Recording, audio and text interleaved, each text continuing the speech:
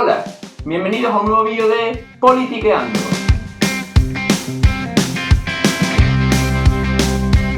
No sé qué tendrá este año 2020 que no nos deja lugar a tregua en el panorama internacional. Tras la casi guerra entre Grecia y Turquía por los recursos naturales del mar Egeo y los acuerdos de paz en Oriente Medio, vuelven a saltar chispas entre dos enemigos históricos, en este caso, dos exrepúblicas soviéticas, Armenia y Azerbaiyán. Los conflictos entre Azerbaiyán y Armenia no son algo nuevo. De hecho, ambos países llevan técnicamente en guerra desde 1988 y acumulan más de 30 años de luchas intermitentes. Pero esta pugna es mucho más antigua y los antecedentes históricos pueden remontarse a cientos de años atrás. Sin embargo, los expertos no ven intención en ninguno de los países de alcanzar un acuerdo de paz. Más bien, ambos creen que podrán ganar con su poder militar, algo que no deja mucha esperanza a que haya una tregua. Las causas de esta lucha son numerosas. La principal es el pulso territorial por la región del Nagorno-Karabaj, motivo principal del estallido del conflicto 30 años atrás. No obstante, también se mezclan diferencias étnicas, religiosas y lingüísticas que realmente son importantes para poder comprender la naturaleza del conflicto. Los enfrentamientos armados por Nagorno-Karabaj se reiniciaron hace varias semanas, pero el pasado sábado ambos países lograron alcanzar una tregua gracias a la mediación de Rusia. Aunque pocas horas después de firmada la tregua, ambos países se acusaban mutuamente de romper el acuerdo. Por lo tanto, en este vídeo trataré de explicar las razones que nos han llevado a esta situación y qué puede suponer esto para ambos países y para los habitantes de la región de Nagorno-Karabaj. Pero antes, un poco de historia. El pueblo armenio cuenta con milenios de años. De hecho, los armenios cuentan con una lengua y un alfabeto propio. Además, en el año 301 después de Cristo, los armenios se convirtieron en el primer pueblo en adoptar el cristianismo como su religión oficial, décadas antes de que hiciera lo propio el Imperio Romano. Antagónicamente, el pueblo azerbaiyano es una comunidad túrquica, es decir, su idioma proviene del turco y siempre ha habitado en la zona del Cáucaso. Para más inri, estos adoptaron el Islam chiita como su religión, por lo que el conflicto con los armenios en este apartado es más que evidente. Durante el siglo XIII, la mayor parte del sur del Cáucaso fue conquistada por los pueblos túrquicos.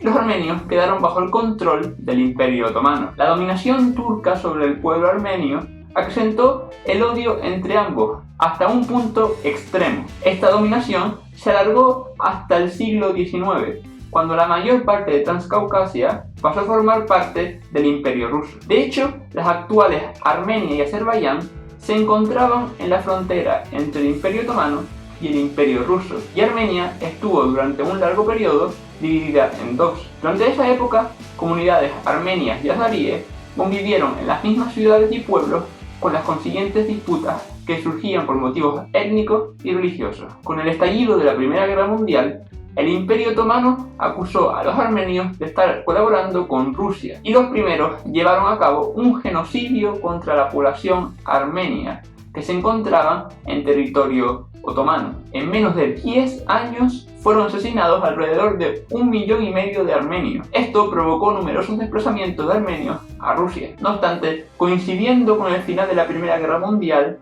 tiene lugar la caída del Imperio Otomano y la Revolución Rusa, que dará lugar a la formación de la Unión Soviética. Del colapso del Imperio Ruso surgieron Georgia, Armenia y Azerbaiyán, pero poco tardaron estos dos últimos países en mostrar hostilidades uno con otro. Con casi la misma rapidez, el Ejército Rojo entró en estos tres países y convirtió la zona en la República Socialista Federativa Soviética Transcaucásica. ¡Qué lío de adjetivos! Atentos, aquí llega la clave del conflicto. En 1921, Joseph Stalin, que en esos momentos estaba a cargo de las políticas étnicas en el gobierno soviético, como comisario de nacionalidades, cedió el área de Nagorno-Karabaj a la República Soviética de Azerbaiyán, a pesar de estar poblada en un 90% por armenios, con una religión en su mayoría cristiana ortodoxa. Esta cesión fue considerada una gran afrenta al pueblo armenio y marcaría el conflicto que se está desarrollando en estos momentos. La puja entre Armenia y Azerbaiyán por el territorio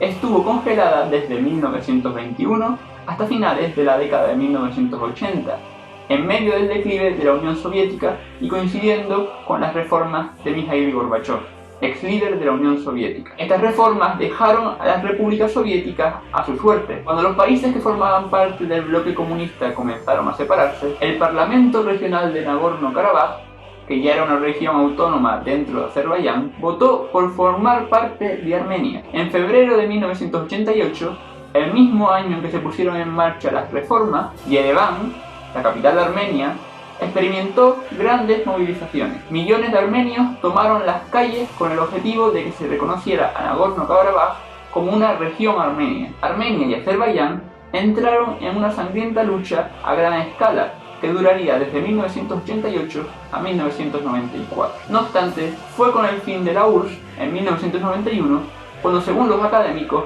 ambas partes comenzaron a hacer limpiezas étnicas y atacar a la población civil. Según algunas estimaciones, 30.000 personas murieron y 1 millón fueron desplazadas a causa del conflicto. Esta masacre se debió en gran parte a los restos armamentísticos que dejó la caída de la Unión Soviética y que fueron usados por ambos países para la guerra. Los armenios, sin embargo, salieron victoriosos y lograron crear un estado independiente de facto controlado por ellos mismos en Nagorno-Karabaj. Pero los miembros del Consejo de Seguridad de las Naciones Unidas reconocen dicho territorio como azerí. En 1994, Armenia y Azerbaiyán firmaron una tregua con la mediación de Rusia, y aunque las tensiones han sucedido desde entonces, no habían estado tan cerca de una guerra como ahora. Rusia ha estado tratando de meter en su círculo de influencia a estas repúblicas exsoviéticas desde hace mucho tiempo. Sin embargo, en el plano de las alianzas estratégicas, a Rusia y Armenia les une los vínculos cristiano-ortodoxos, lo que podría explicar una especie de alianza entre ambos países. Pero por su parte, Azerbaiyán tiene una vinculación islámico-musulmana que le acerca a Turquía. De hecho, Estambul ha apoyado abiertamente las operaciones del país azerí. Incluso el presidente Erdogan ha llegado a afirmar que Armenia es la principal amenaza para la estabilidad y la paz de la región. Y llegamos a 2020. ¿Qué ha estado ocurriendo esta semana? ¿Y cómo se ha logrado alcanzar una inestable tregua que en menos de 48 horas ha estado a punto de estallar por los aires en varias ocasiones? Veamos. En septiembre de 2020, Azerbaiyán, secundado por Turquía y rebeldes sirios, atacaron la República de Artsaj, el nombre armenio de Nagorno-Karabaj. El conflicto ha sido de tal calibre que en menos de un mes, cientos de personas, en su mayoría soldados, han muerto. El objetivo de Azerbaiyán es hacerse con el control de la zona, mientras que Armenia aspira a defenderla y mantener su control. De hecho, en Armenia y en la República de Artsaj se ha llegado a declarar la ley marcial y la movilización militar total. Tanto Estados Unidos, Europa y Rusia han hecho llamamientos al cese de las hostilidades, y de hecho este último se convirtió en el mayor contribuyente para alcanzar una tregua, aunque falta decir que también se beneficiaba del conflicto vendiendo armas a ambos países. Casualidades de la vida. Tras casi 2 semanas de conflicto, ambos países alcanzaron una tregua con fines humanitarios, que tendrá como objetivo, según como indicó el ministro de Exteriores ruso Sergei Lavrov, intercambiar prisioneros de guerra, otras personas y los cuerpos de los muertos, según los criterios del Comité de la Cruz Roja Internacional. Y es que hay que recordar que la región, que es clave de este conflicto, ha sido bombardeada durante días enteros. La reunión que cerraría el acuerdo comenzó con mucho retraso respecto a la hora inicial, e incluso estuvo a punto de ser cancelada, debido a las intervenciones del presidente azerí, que aseguraba recuperar los territorios de Nagorno-Karabaj ocupados por los armenios de cualquier manera. A pesar de las hostilidades previas, se logró alcanzar una tregua, pero horas después de firmado, ambos países acusaban de romperla. Es más, la capital de Nagorno-Karabaj, Stepanakert, bajo control armenio, fue blanco de 7 bombardeos durante la medianoche posterior al acuerdo. En definitiva, el conflicto está aún lejos de ser solucionado. Ambos países conciben de manera muy distinta una posible salida de las hostilidades. Para Bakú, es necesario que los armenios se retiren de los territorios ocupados, mientras que para Yerevan, la solución pasa por reconocer el derecho a la autodeterminación de los armenios de Nagorno-Karabaj. En cualquier caso, ¿tú qué piensas?